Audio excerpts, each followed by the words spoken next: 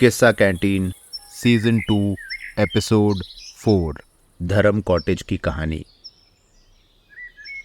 शाम के 7 बजे थे। बाहर की दुनिया एक अंधेरी चादर के नीचे ढक गई थी।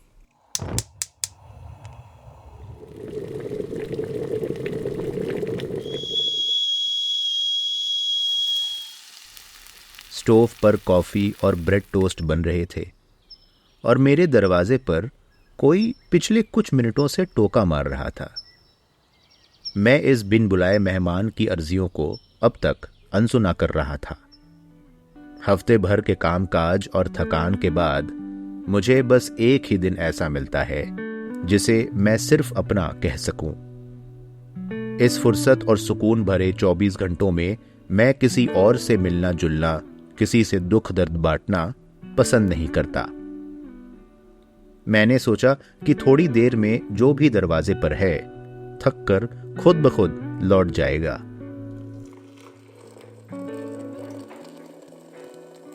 चाय उबलने लगी। ब्रेड टोस्ट पर एक खूबसूरत भूरा सा रंग आ गया। उस पर मक्खन की पतली सी परत लग गई। चाय बोन चाइना की प्याली में डल गई और इलायची की खुशबू से मेरा घर महकने लगा।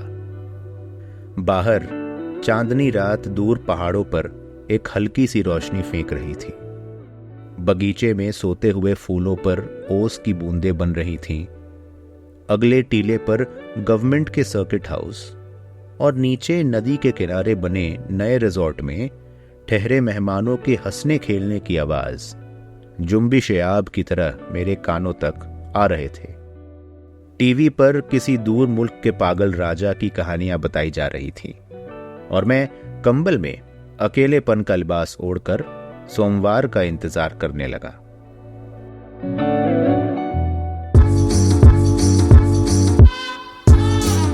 हेलो, नमस्ते, मैं हूं आनंद और किस्सा कैंटीन के सीजन 2 में आपका बहुत बहुत स्वागत है। यहाँ आपको मिलेंगी हर तरह की कहानियां, कुछ खट्टे, कुछ मीठे, कुछ अनोखे और अटपटे से, जिससे आपका दिन जिंदगी के हसीन रंगों में रंग जाए। किस्सा canteen Spotify, Amazon music, Apple podcasts और गाना, इन चारों प्लेटफॉर्म पर उपलब्ध है। अगर आपको मेरी कहानियां अच्छी लगे तो फॉलो और सब्सक्राइब जरूर कीजिएगा। तो शुरू किया जाए आज का किस्सा।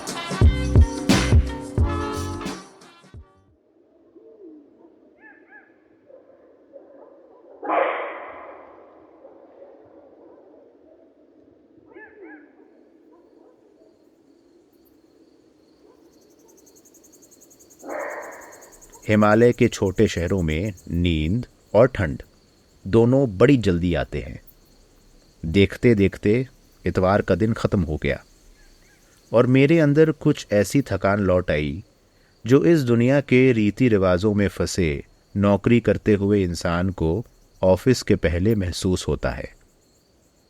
होटल का यूनिफॉर्म प्रेस किया गया, जूते पॉलिश किए गए और सुबह के नाश्ते के लिए चने भिगोए गए। मेरी ड्यूटी 9 बजे से शुरू होती थी। बिना 6 से 7 घंटे के लंबी नींद के होटल की रोज की अकाउंटिंग का काम करना मेरे लिए बहुत मुश्किल था। पर जब सोने का वक्त आया, किसी ने फिर से मेरे दरवाजे पर टोका मारा। अब रात के 10 बजे हिमालय की पहाड़ियों के बीच एक छोटे से शहर में सुनसान सड़क पर अकेले रहने वाले इंसान को इस बात से डर लगना जायज है। मैं चौंक उठा। ऐसा मेरे साथ कभी नहीं हुआ था। अगर होटल में किसी को मेरे साथ कोई जरूरी काम होता तो वो जरूर मुझे कॉल करता। इस शहर में मेरे कोई दोस्त नहीं थे, ना ही मेरे पास असबाब-ए-ऐश या कुछ पैसे थे। मैंने पूछा, कौन? एक मर्द की आवाज आई। जी, मेरा नाम परशुराम है। आप मुझे नहीं जानते हैं, पर मुझे आपकी थोड़ी मदद चाहिए। अब किसी परशुराम को तो मैं बिल्कुल नहीं पहचानता था, पर अजनबी की आवाज़ सुनकर मेरा डर थोड़ा दूर हुआ। मैंने रसोई से बेलन उठाया और दरवाजे के पास जाकर बोला, देखो, मैं तुम्हें नहीं पहचानता हूं और मेरे पास हथियार भी है, तो तुम्हें क्या चाहिए तुम वहीं से बताओ। कुछ 2-3 सेकंड के बाद फिर से आवाज आई, सर, आप बिना वजह मुझसे डर रहे हैं। मैं पास की होटल मैनेजमेंट कॉलेज में न्यू एडमिशन्स वाला हूँ। सेमेस्टर शुरू होने में अभी कुछ दिन बाकी है, पर मैं यहाँ जल्दी आ गया है और हॉस्टल्स अभी तक खुले नहीं हैं। मुझे थोड़ी भूख लग रही है, अब ठंड भी लग रही है। मेरे पास पैसे बहुत कम हैं। मैं नीचे शहर तक जा रहा था, सोचा कि वह कोई होटल या पीजी कुछ बंदोबस्त हो जाएगा, पर आपका घर नज़र आ गया तो मैंने सोचा एक ट्राई मार लेता हूँ। मैंने दरवाज़ा खोला तो 20-22 साल का एक पतला सा छोटा सा लड़का खड़ा हुआ नजर आया। उसके कंधे पर एक बैकपैक था, पैरों पर बाबा आदम के ज़माने के लेदर बूट्स, शर्ट और कमर पर बेल्ट के बदले सस्पेंडर्स, और ज़मीन पर 60-70 के दशक के स्टाइल में होल्ड ऑल बैग। मुझे हल्की सी हैरानी हुई, ऐसे 21वीं सदी में 1960s के स्टाइल के कपड़े, और वो भी एक नौजवान पर। लड़का मेरी तरफ मुस्कुरा रहा था। उसने हाथ बढ़ाया और कहा, जी सर, मैं Parshuram, nice to meet you.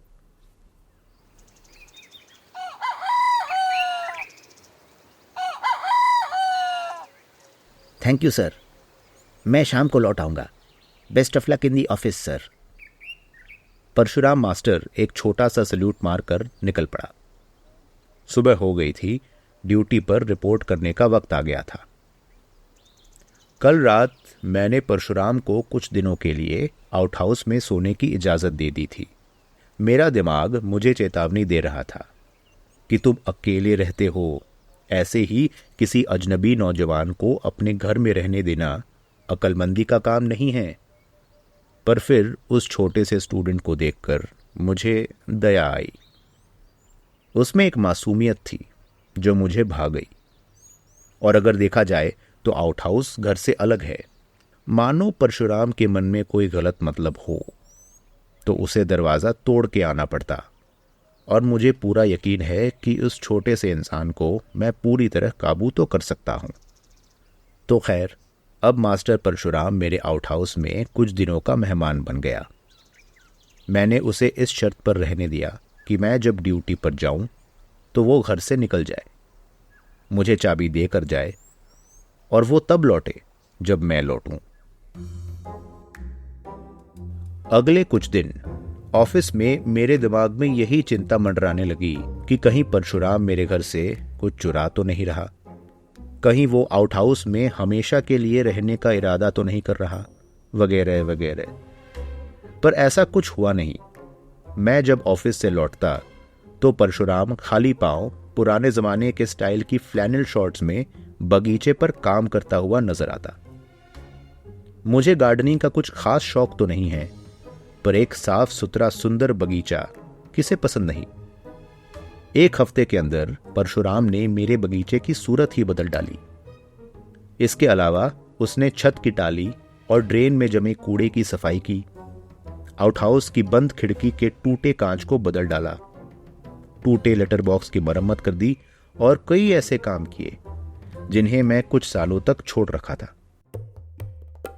रात को हम साथ बैठे रोटी सब्जी और अचार खाते।